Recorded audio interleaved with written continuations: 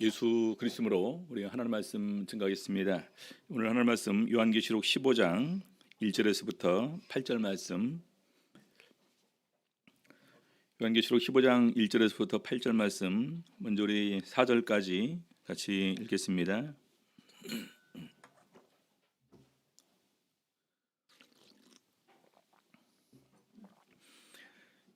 읽겠습니다. 또 하늘에 크고 이상한 다른 이적을 보매 일곱 천사가 일곱 재앙을 가졌으니 곧 마지막 재앙이라. 하나님의 진노가 이것으로 마치리로다. 또 내가 보니 불이 섞인 유리 바다 같은 것이 있고 짐승과 그의 우상과 그의 이름의 수를 이기고 벗어난 자들이 유리 바닷가에 서서 하나님의 검은 고를 가지고 하나님의 종 모세의 노래 어린 양의 노래를 불러 가로되 주 하나님 곧 전능하신 이시여 하시는 일이 크고 기이하시도다. 만국의 왕이시여 주의 길이 의롭고 참되시도다. 주여 누가 주의 이름을 두려워하지 아니하며 영어롭게 하지 아니하오리이까. 오직 주만 거룩하시니이다. 주의 의로우신 일이 나타났음에 만국이 와서 주께 경배하리이다 하더라. 오늘 이 시간에는 준비된 일곱 대접 재앙이라는 제목으로 오늘 말씀 가지고 같이 은혜 나누는 시간 갖도록 하시겠습니다.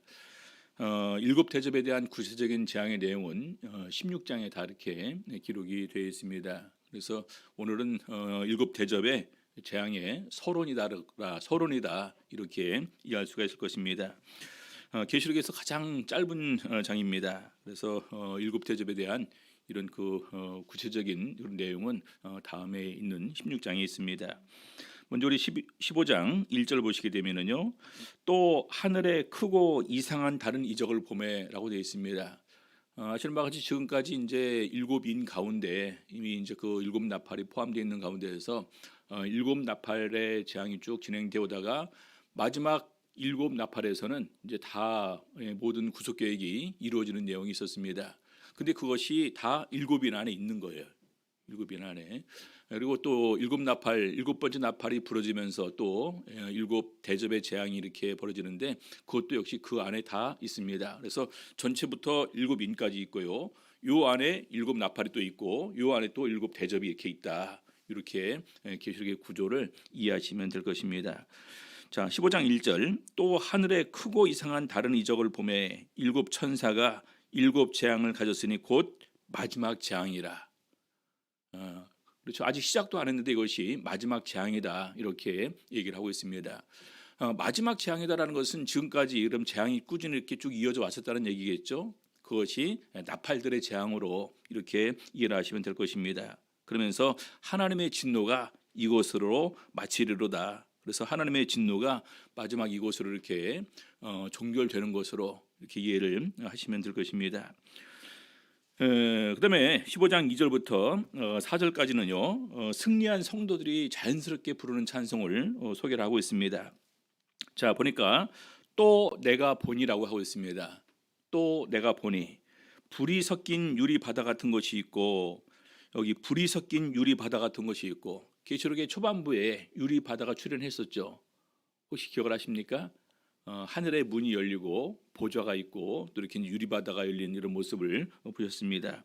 우리 요한계시록 4장 6절 잠깐 보시겠습니다. 요한계시록 4장 6절. 보좌 앞에 수정과 같은 유리 바다가 있고 보좌 가운데와 보좌 주위에 네 생물이 있는데 앞뒤에 눈이 가득하더라. 보좌 앞에 수정과 같은 유리 바다가 있다. 그래서 이것은 투명하게 다 보좌를 앉으신 분에게 다 보여지는 것이다. 그래서 이것은 또한 우리 성도들의 이런 그 거룩한 행실을 항상 살펴지는, 또 우리들의 모습이 그대로 다 하나님께 보여지는 것을 의미한다라고 이렇게 말씀을 드렸습니다. 자, 그래서 유리 바다가 이렇게 있는데 보좌 앞에 있습니다. 그리고 그 주위에 네 생물이 있습니다. 네 생물 주위에 또 24장로가 있고요. 24장로 주위에 천군 천사가 있고, 그다음에 또 그 주위에 14만 4천인과 흰 옷 입은 큰 무리가 있다. 계시록에 이렇게 묘사가 되어 있습니다. 이 보좌가 있는 곳이 어디일까요? 좀 이따 보게 되면 바로 이곳이 바로 하나님께서 거하시는 하나님께서 계시는 이 거룩한 성전으로 이렇게 이어짐을 우리가 알 수가 있습니다. 자, 다시 계시록 15장 2절로 돌아와서요. 불이 섞인 유리바다, 이 불이 섞였다라는 것은 이미 이제 그 보좌로부터 불이 이제는 유리바다로 이렇게 내려지는 가운데에서 하나님의 진노의 심판이 친히 보좌로부터 시작된다라는 것을 의미하는 것입니다. 그래서 그다음 이어지는 그 부분에 보면 짐승과 그의 우상과 그의 이름의 수를 이기고 벗어난 자들이 유리 바닷가에 서서 하나님의 검은 고를 가지고 이렇게 보니까 짐승과 그의 우상과 그의 이름의 수를 이기고 벗어난 자들, 이게 언제 나왔었습니까? 우리 요한계시록 13장 마지막 부분에 나왔었죠. 기억하시죠? 666. 짐승에게 경배하고 우상에게 절하게 하고 또 이마나 오른손에 표를 받는 사람만이 매매를 할 수 있다. 그래서 굉장히 직접적인 이런 그 공격과 미혹이 이렇게 있게 될 텐데 바로 그런 부분을 얘기를 하는 것입니다. 다시 한번 보시겠습니다. 요한계시록 13장 15절에서부터 17절. 저가 권세를 받아 그 짐승의 우상에게 생기를 주어 그 짐승의 우상에게 말하게 하고 또 짐승의 우상에게 경배하지 아니하는 자는 몇이든지 다 죽이게 하더라. 저가 모든 자 곧 작은 자나 큰 자나 부자나 빈궁한 자나 자유한 자나 종들로 그 오른손이나 이마에 표를 받게 하고 누구든지 이 표를 가진 자 외에는 매매를 못하게 하니 이 표는 짐승의 이름이나 그 이름의 수라. 또한 그 이름은 사람의 수라. 이렇게 표현이 됩니다. 아무튼 이 666이라는 이런 그 표시인데요. 바로 이런 이름의 수를 이기고 벗어난 자들, 짐승의 우상에게 절하지 아니하고 오른손이나 그 이마에 매매의 표를, 증거의 표를 받지 아니하고 신앙의 정절을 순수하게 지키는 사람들이 바로 유리 바닷가에 있어서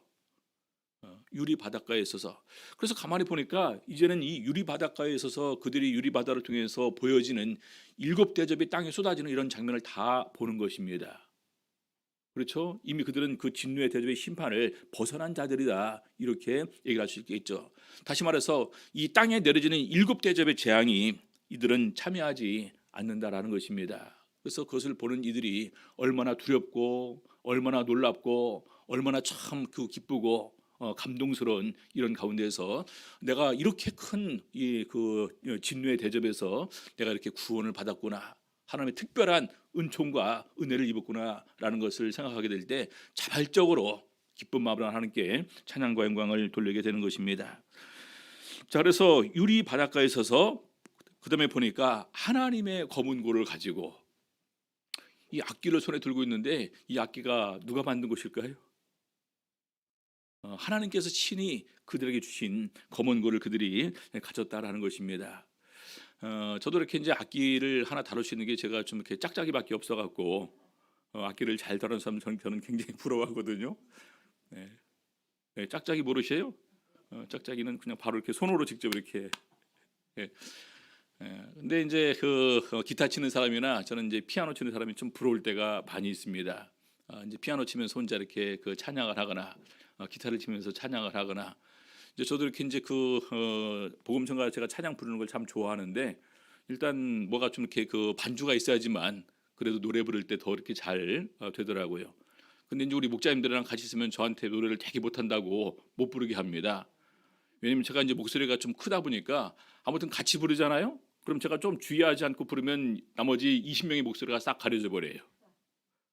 그래서 저한테는 립싱크만 하든지 아니면 최대한 작게 하라 이렇게 얘기를 합니다.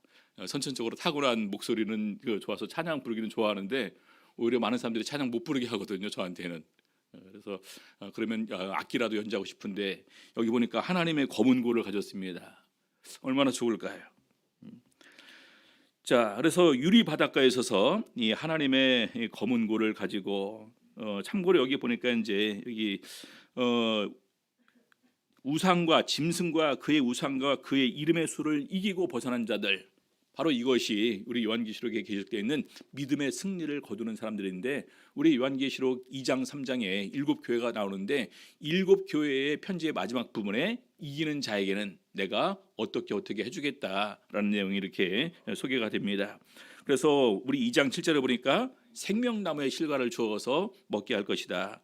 그리고 사망에서 둘째 사망의 해를 입지 않을 것이다. 사망에서 보호가 있고 감추었던 만나를 그에게 줄 것이다. 그리고 나와 함께 만국을 다스릴 권세를 주겠다. 그다음에 흰 옷을 입고 다니니 그들은 나에게 합당한 자인 연고라. 그다음에 하나님의 성전에서 기둥이 되게 하리니 그리고 그리스도의 보좌에 앉는 특권에 그들에게 줄 것을 이렇게 얘기를 하고 있습니다. 그래서 마치 정말로 이들이 이런 믿음의 승리를 거둔 사람들의 예를 바로 보여주고 있는 거예요. 이들은 어떤 것을 하고 있습니까? 이긴 사람들이 유리 바다에서 하나님의 검은고를 가지고 직접적으로 이렇게 노래를 부르게 되는 것입니다. 자, 요한계시록 계속해서 15장 3절 보겠습니다. 하나님의 종 모세의 노래 어린 양의 노래를 불러 가로되 이들이 부르는 노래가 하나님의 종 모세의 노래이면서 어린 양의 노래입니다. 하나님의 종 모세의 노래. 우리 하나님의 종 모세의 노래는 어떤 노래였을까요? 다 아시는 바와 같이 우리 출애굽 당시에 홍해 바다를 건넌 다음에 노래를 일명 우리가 이제 또 모세의 노래다 이렇게 얘기를 하기도 합니다. 홍해 바다를 건너게 될 때 그들이 얼마나 참 감격스러웠을까요? 앞에는 홍해 바다가 있고 뒤에는 이제 애굽의 군병들이 추격을 해옵니다. 하나님께 부르짖으니까 너는 어찌해서 내게 부르짖느냐? 그래서 바로 내 손에 있는 지팡이를 쳐서 들고서 홍해 바다를 치라. 홍해 바다가 이렇게 완전히 다 갈라지고 이스라엘 백성들이 마른 땅을 걷는 것으로 이렇게 표현이 됩니다. 그리고 건너고 난 다음에 애굽의 군병들이 병거를 타고 이렇게 들어왔는데 바로 홍해 바다물이 합쳐지면서 애굽의 모든 군병이 거기서 이렇게 죽음을 당하게 됩니다. 그래서 그것을 본 이스라엘 백성들이 누가 지키지도 않았는데 자발적으로 미리암을 비롯해서 여인들까지 이렇게 노래를 부르는 내용이 출애굽기에 이렇게 기록이 되어 있습니다. 그래서 이 모세의 노래는 뭘 말하는 거냐? 구속의 은혜의 노래입니다. 구원받은 감격의 노래입니다. 하나님께 모든 기쁨과 찬양과 감사를 드리는 이런 노래입니다. 그래서 마찬가지로 우리가 어린 양의 은혜로 말미암아 구속받은 성도들이 끝까지 믿음을 지키고 승리하는 가운데에서 그들이 하나님의 성전에서 유리 바닷가에 서서 자연스럽게 하나님의 검은고를 가지고 하나님께 찬양과 영광을 돌리는 것입니다. 자, 그래서 이 어린 양의 노래, 구약 성경에는 우리 이스라엘 백성들이 모세를 따라 부른 노래라면은 우리 신약 시대에 우리들은 바로 어린 양의 구속을 찬양하면서 부르는 자연스러운 감격의 찬양이다 이렇게 이해할 수 있습니다. 자, 그래서 이 어린 양의 노래의 내용이 뭘까요? 보니까 노래를 불러 가로되 주 하나님 곧 전능하신 하시니시여 하시는 일이 크고 기이하시도다. 만국의 왕이시여 주의 길이 의롭고 참되시도다. 주여 누가 주의 이름을 두려워하지 아니하며 영어롭게 하지 아니하오리이까. 오직 주만 거룩하시니이다. 주의 의로우신 일이 나타났음에 만국이 와서 주께 경배하리이다 하더라. 이것이 이들이 부르는 노래의 내용입니다. 누구한테 들려지는 내용일까요? 바로 어린 양에게 들려지는 내용입니다. 정리를 하게 되면은요, 주 하나님 곧 전능하시니여. 당신은 주 곧 하나님이시면서 전능하신 이십니다. 전능하시니. 지금은 우리가 이제 눈에 보이지 않지만 그들이 정말로 이렇게 하늘로 올림을 받아서 구원받아서 불붙은 유리 바닷가에서 이렇게 그 밑에 내용을 바라보면서 그들이 부르는 찬양은 얼마나 이 감격에 겨운 찬양일까요? 그렇죠? 바로 그냥 정말로 하나님께서는 전능하신 하나님이시구나라는 것을 마음으로 인정하는 가운데서 이렇게 그를 부르고 있는 것입니다. 그러면서 하시는 일이 크고 기이하시도다. 어느 누구도 예측하지 못했던 하나님의 놀라운 능력과 구원의 은혜를 이렇게 표현하고 있습니다. 만국의 왕이시여 주의 길이 의롭고 참되시도다. 정말로 만왕의 왕이시고 만국의 왕이시고 이런 모든 왕 위에 왕이신 분이십니다. 이렇게 모든 권세와 찬양과 영광을 그에게 돌리는 것입니다. 주의 길이 의롭고 참되시도다. 만약에 무조건적으로 다 심판을 행하셨다면 우리 하나님 굉장히 두렵고 놀랍고 잔인하신 하나님을 이해를 할 수 있는데 너무나 많은 순간에 우리들에게 은혜를 베푸시고 사랑을 실천하여 주시고 그리고 우리를 불쌍히 여기신 가운데에서 많은 이런 놀라운 일들을 우리들에게 행하셨습니다. 이것을 보니까 정말로 주님께서 하시는 일이 참되십니다. 심판하셔도 이것은 당연합니다. 또 우리가 심판받는다 할지라도 그것은 마땅한 것입니다. 이렇게 고백을 합니다. 주여 누가 주 이름을 두려워하지 아니하며, 이것은 자연스럽게 우리가 정말 이런 모든 것을 주관하시는 하나님의 권세와 영광과 위엄을 보게 될 때 어느 누구도 하나님을 두려워하지 않을 수가 없다는 것입니다. 영어롭게 하지 아니하리이까, 모든 영광과 찬양과 감사를 자연스럽게 주님께 돌릴 수밖에 없는 것입니다. 우리 성도님들, 우리가 구원받기 위해서 한 일이 뭐였습니까? 또 구원받은 이후에 정말 십자가 은혜에 보답하기 위해서 우리는 어떠한 일들을 해오셨습니까? 정말 주님의 구원에 합당하게 살기 위해서 우리는 얼마나 거룩하게, 그다음에 기쁨과 찬양과 영광 돌리면서 사셨습니까?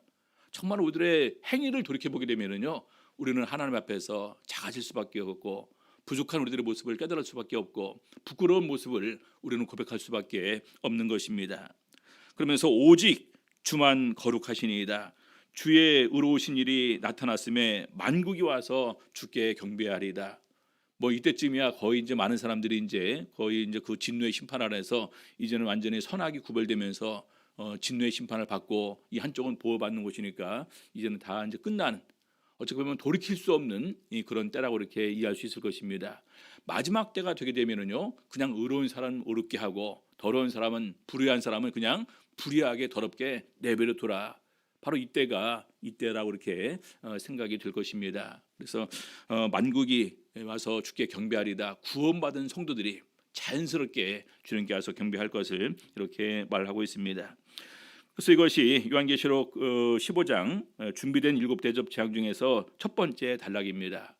구원받은 성도들의 찬양, 얼마나 이들은 정말 이렇게 감격 예운 찬양을 우리 하나님께 드리고, 참 이런 부분을 보면 참 우리가 부럽습니다. 우리도 꼭 반드시 이렇게 되될 텐데 라는 생각을 가지게 되겠죠.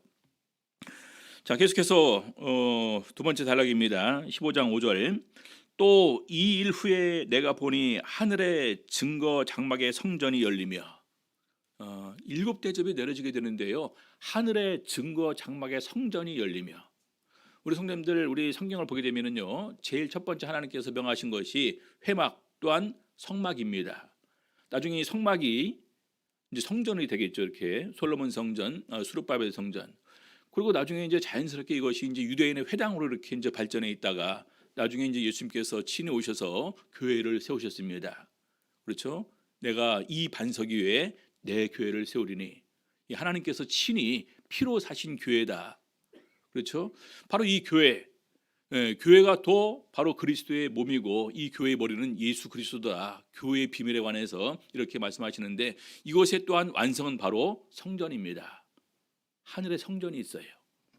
그렇죠? 그래서 바로 하늘의 증거 장막의 성전이 열리게 되는데, 우리가 나중에 믿음의 승리를 거두게 될 때 이 성전에서 크게 하나님의 쓰임을 받는 것으로 성경에서는 얘기를 하고 있습니다. 요한계시록 3장 12절 보게 되면은요, 요한계시록 3장 이 앞부분은 바로 빌라델비아 교회에 주시는 이 하나님의 말씀입니다. 빌라델비아 교회는 예수님께서 자신을 그렇게 소개를 하십니다. 다윗의 열쇠를 가지고 열고 닫는 권세를 가지십니다.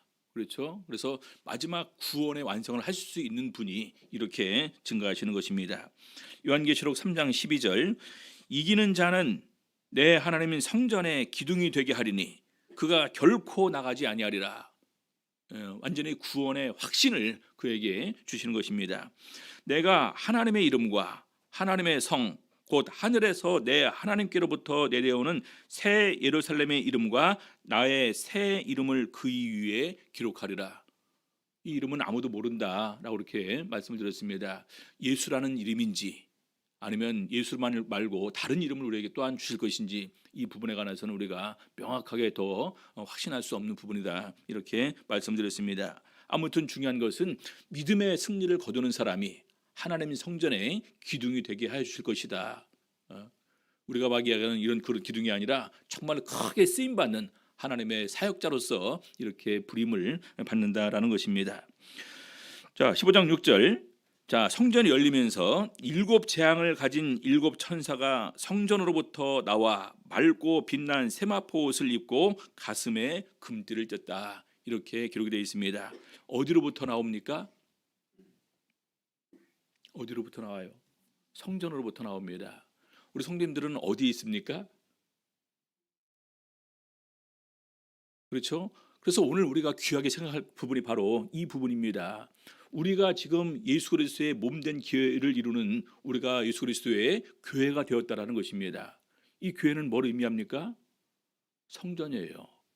우리 고린도전서 3장 16절 보겠습니다. 고린도전서 3장 16절. 우리 고린도전서에 보게 되면은요. 두 가지 부분에서 우리를 성전으로 묘사를 하고 있습니다. 하나는 우리 모임 자체, 우리 교회 자체가 하나님의 성령이 거하시는 성전이다 이렇게 표현하고 있고요. 하나는 우리 개인 한 사람이 바로 성령이 거하시는 성전이다 이렇게 표현하고 있습니다. 자, 요한계시록 3장 16절 보겠습니다. 너희가 하나님의 성전인 것과, 이거 너희죠. 너희가 하나님의 성전인 것과 하나님의 성령이 너희 안에 거하시는 것을 알지 못하느뇨. 누구든지 하나님의 성전을 더럽히면 하나님이 그 사람을 멸하시리라. 하나님의 성전은 거룩하니 너희도 그러하니라. 우리 고린도 교회의 제일 첫 번째 문제는 바로 분열의 문제였습니다. 그래서 여기 보니까 누구든지 하나님의 성전을 더럽히면 하나님이 그 사람을 멸하시겠다는 거예요. 우리 공동체를 깨트리는, 하나님의 몸된 교회를 깨트리는 그 사람이 있으면 하나님께서 그 사람을 멸하시겠다는 것입니다. 그래서 여기서 바울 사도가 강조하는 부분은요, 우리가 하나님의 피로 산 교회이지만 중요한 것은 우리 교회가 성전이라는 것입니다.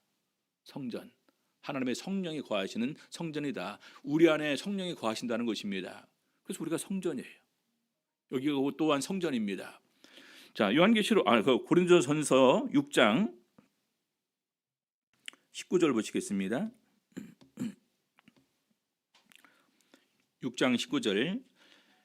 너희 몸은 너희가 하나님께로부터 받은 바 너희 가운데 계신 성령의 전인 줄을 알지 못하느냐. 너희는 너희 것이 아니라 음행을 피하라 라고 이렇게 권면하는 가운데에서 우리 한 사람 한 사람의 몸이 성령 받음을 통해서 거룩한 성령이 거하시는 성전이 되었다는 것입니다.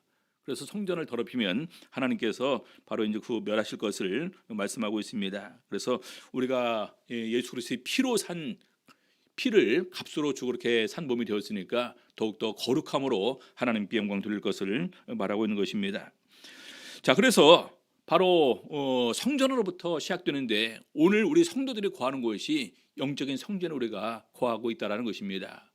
그리고 이것을 보면서 더욱더 우리가 하나님의 성령이 거하시는, 성령이 계시는 성전에 머무는데 우리가 더욱더 힘을 쓰셔야 된다라는 생각을 꼭 가지셔야 됩니다.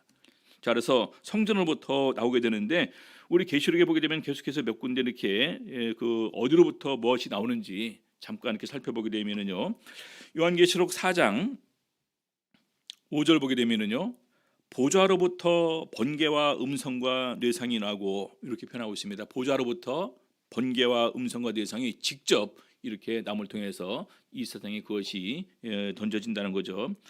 자, 14장 15절. 또 다른 천사가 성전으로부터 나와.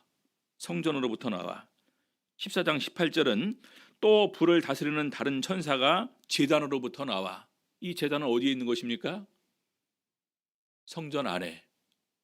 그렇죠. 자, 계시록 16장 17절. 일곱째가 대접을 공기 가운데 쏟음에 큰 음성이 성전에서 보좌로부터 나서 가로되 되었다 하니. 성전에서 보좌로부터 나서. 그래서 하나님의 보좌가 어디에 있습니까? 성전 안에요. 그렇죠? 자, 그다음에 16장 21절은 하늘로부터, 21장 2절에는 보니까 하나님께로부터, 21장 10절에는 하나님께로부터, 그다음에 22장 1절에는 하나님과 및 어린 양의 보좌로부터 이렇게 해서 그 나오는 부분을 이렇게 묘사를 하고 있습니다. 가장 중요한 부분은 성전 안으로부터 계속해서 이런 모든 것이 다 명령이 전해지고 친히 명령도 하시고 친히 거기로부터 나온다라는 것을 우리가 알 수가 있습니다. 그래서 마지막 때에 우리가 어디에 거하는 것이 가장 귀한 것이냐? 하나님의 성전 안에 거하는 것이 가장 귀한 것이다. 모임이 성전입니다. 하나님의 성령이 여기 거하시기 때문에요. 그래서 마지막 때에 더욱더 모이기를 힘쓰라라는 부분을 히브리서 기자는 그렇게 우리에게 강조하고 있는 것입니다. 자, 그러면서 계속해서 보게 되면은요, 일곱 천사가 성전으로부터 나와서 맑고 빛난 세마포 옷을 입고 가슴에 금띠를 띠고 맑고 빛난 세마포 옷을 입었다라는 것은 가장 성결하고 거룩함을 이렇게 상징하는 것입니다. 그래서 그들이 직분의 거룩함을 말하는 거고요. 금띠를 띄었다. 이 금띠는 특별한 그 영광과 그 권세를 그에게 허락하는 부분인데 바로 그들이 왕적인 존재로서 또 제사장적인 존재로서 우리에게 나오는 존재임을 그들에게 얘기를 하고 있습니다. 자, 15장 7절 보겠습니다. 네 생물 중에 하나가 세세에 계신 하나님의 진노를 가득히 담은 금 대접 일곱을 그 일곱 천사에게 주니, 여기 보니까 네 생물 중에 하나가 말씀드렸었죠. 보좌 주위에 가장 가까운 존재는 네 생물입니다. 이 네 생물은 하나님과 다른 존재 사이에 이 가교 역할을 합니다. 전령을 하기도 하고 어떤 때는 이제 향을 받아서 하나님께 이렇게 전달해 드리기도 하고, 그래서 바로 네 생물 중에 하나가 세세에 계신 하나님의 진노를 가득히 담은 금 대접 일곱을 그 일곱 천사에게 주니, 여기 보니까 세세에 계신 하나님의 진노를 가득히 담은 구약으로부터 현재 또 미래에 있을 영원한 진노를 이렇게 하나씩 하나씩 다 담아놓은 이런 대접을 그들에게 이렇게 쌓아놓았다. 또 이런 생각도 들더라고요. 우리 이제 그 부모님들이 자녀들에게 이렇게 그 징계를 할 때 한 번 잘못할 때마다 바로 다 징계하지 않으시죠? 만약에 잘못 한 번 할 때마다 그때마다 큰 소리로 꾸중하고 호통치고 또 매를 대면은요, 참 그 집에 사는 아기는 굉장히 불행할 것입니다. 근데 대부분의 부모님들이 참죠. 또 참습니다. 또 한 번 더 참습니다. 그리고 도저히 이제 그 참지 못할 그런 상황이 됐을 때 앞에 것까지 다 소급해서 얘기 꺼내는 가운데서 책망을 하지 않습니까? 마찬가지로 그것도 하나님의 진노가 계속해서 우리에게 쌓였는데 로마서에서는 재미있게 표현하고 있습니다. 우리의 고집에 따라서 회개치 아니함을 통해서 하나님의 진노를 우리가 쌓는도다, 이렇게 로마서에서 표현을 하고 있습니다. 그래서 세세에 계신 하나님의 진노를 가득히 담은 금대접 일곱을 그 일곱 천사에게 주시니, 자, 금대접, 예전에 보니까 바로 이 금대접은 향을 받아서 하나님께 드렸던 것입니다. 우리 계시록 5장 8절 보게 되면은요, 책을 취하심에 네 생물과 24 장로들이 어린 양 앞에 엎드려 각각 검은고와 향이 가득한 금 대접을 가졌으니 이 향은 성도의 기도들이라. 이 금 대접은 분명히 성도의 기도를 담아서 향과 함께 담아서 하나님께 드려진 것인데, 이번에는 반대로 이 금 대접에 하나님의 진노가 가득히 이렇게 쌓여 있습니다. 자, 다시 또 보시겠습니다. 계시록 6장 9절. 다섯째 인을 떼실 때에 내가 보니 하나님의 말씀과 저희의 가진 증거를 인하여 죽임을 당한 영혼들이 제단 아래에 있어 큰 소리로 불러 가로되, 거룩하고 참되신 대주제여, 땅에 거하는 자들을 심판하여 우리 피를 신원하여 주지 아니하시기를 어느 때까지 하시려나이까. 그들이 제단 앞에서 부르짖습니다. 이것이 누구한테 상달이 될까요? 하나님께 상달이 되겠죠. 그래서 마찬가지로 성도들의 그 억울한 이런 그 억울감을 풀어주는 이런 신원이라는 얘기를 하는데, 신원이 우리의 원통함을 풀어준다라는 말입니다. 그래서 이 원통함을 풀어주는 것을 언제 하시느냐? 하나님의 진노의 대접이 이 땅에 내려질 때 비로소 그것이 우리 성도들의 기도를 들어주시는 가운데서 그것이 응하게 되는 것입니다. 그래서 우리 요한계시록 18장 20절에 보게 되면 그 부분을 이렇게 얘기를 하고 있습니다. 하늘과 성도들과 사도들과 선지자들아, 그를 인하여 즐거워하라. 하나님이 너희를 신원하시는 심판을 그에게 맡기셨음이라, 그에게 하셨음이라 하더라. 너희를 신원하시는 심판을, 우리의 원통함을 풀어주시는 심판을 그에게 하셨다. 누구한테 했다는 말일까요? 바로 짐승에게, 사단에게, 마귀에게. 바로 이제 그래서 여기 보면 18장에는 이 바벨론의 무너짐에 관해서 언급을 하고 있습니다. 그래서 그런 가운데서 하나님께서 바로 그들을 심판하심을 통해서 우리가 그 전에 드렸던 성도들의 기도를 드렸던 우리의 억울함을 풀어달라고 하소연했던 그 소원을 다 들어주시는 가운데서 이렇게 심판을 그에게 나타내셨다, 이렇게 말씀하고 있는 것입니다. 자, 마지막으로 요한계시록 15장 8절 보겠습니다. 하나님의 영광과 능력을 인하여 성전에 연기가 가득 차게 되매 일곱 천사의 일곱 재앙이 마치기까지는 성전에 능히 들어갈 자가 없더라. 자, 하나님의 영광과 능력을 인하여 성전의 연기가 차게 되매, 우리 구약성경에 보게 되면 하나님께서는 항상 구름과 연기로 이렇게 임재하시는데 절대로 하나님의 모습을 우리들에게 직접적으로 보여주시지 않습니다. 그 영광과 위엄을 침해하는 자는 반드시 죽임을 당한다. 그래서 완전히 구름으로 이렇게 이제 가려우십니다. 그래서 우리 그 구약성경에 회막을 짓고 회막이 완공될 때도 하나님의 영광이 성막에 충만했다, 이렇게 기록이 되어 있습니다. 그래서 어느 누구도 하나님을 뵐 수가 없죠. 그래서 성전의 연기가 가득 차게 되매 일곱 천사의 일곱 재앙이 마치기까지는 성전에 능히 들어갈 자가 없더라.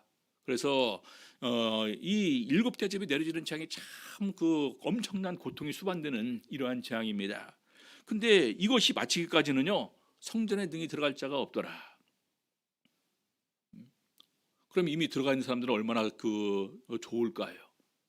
그래서 그 다음 일곱 대접의 재앙을 보니까 그들이 그렇게 큰 진노의 어떤 심판을 받음에도 불구하고 오히려 하나님을 회방하고 오히려 회개치 아니하더라라는 내용들이 반복이 됩니다. 그래서 이렇게 우리 사람들의 마음이 강팍해지게 되면은 정말 우리 하나님의 이런 모든 것을 인정하지 않고 하나님의 영광과 권세와 주권을 인정하지 않는 가운데에서 오히려 더욱더 강팍해지고 마음이 굳어짐을 통해서 바로 하나님의 이름을 회방하는, 이름을 모독하는 이런 일까지도 서슴지 않고 하게 되는 이런 일이 발생하게 되는 것입니다. 그래서 마지막 때 이런 진노의 일곱 대접이 마치기까지 성전에 능히 들어갈 자가 없더라. 얼마나 고통스러울까요?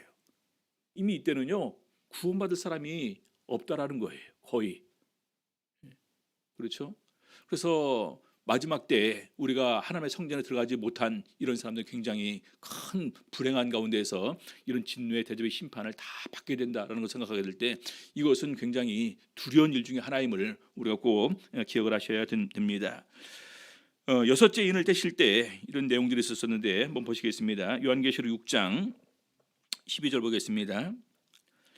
내가 보니 여섯째 인을 떼실 때에 큰 지진이 나며 해가 총담같이 검어지고 온 달이 피같이 되며 하늘의 별들이 무화과나무가 대풍에 흔들려 선 과실이 떨어지는 것 같이 땅에 떨어지며 하늘은 종이축이 말리는 것 같이 떠나가고 각 산과 섬이 제 자리에서 옮기우매. 우리 성도님들 이런 모습 상상 한번 해보셨습니까? 이건 지금까지 전 세계적으로 거의 이런 일은 없었을 것입니다. 하늘이 종이축까지 말려서 떠나가 버렸다. 각 산과 섬이 제 자리에서 옮기우매.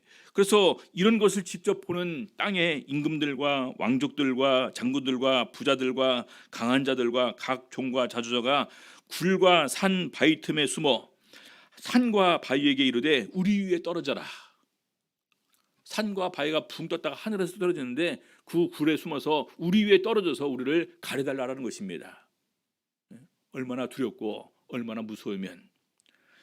자, 그러면서 보좌에 앉으신 이의 낯에서와 어린 양의 진노에서 우리를 가려오라. 그들의 진노의 큰 날이 이르렀으니 누가 능히 서리요 하더라. 그렇죠? 그래서 우리가 지금 그 서론적으로 보여주는 일곱 대접의 어떤 그런 그 준비 사항을 보면서도 이건 참 두려운 일이구나. 그래서 성전 안에 있는 것과 성전 밖에 있는 것의 차이는 참 크다. 오늘날로 말하면은요, 교회 안에 있는 사람과 교회 밖에 있는 사람들, 더 나아가 영적으로 하나님 나라에 있는 사람들과 하나님 나라 밖에 있는 사람들, 이 구분이 너무나 명확하게 크다. 마지막 일곱 대접의 진노의 대접에서는 이들이 이 대접이 땅에 내려지는 기간 동안에 성전에 들어올 자가 거의 없을 것으로 이렇게 얘기를 하고 있습니다. 그래서 하나님의 진노의 심판이 내려지기 전에 우리가 더욱더 깨닫고 또 진정한 회개를 통해서 하나님께로 돌아와서 그 은혜에 참여할 수 있는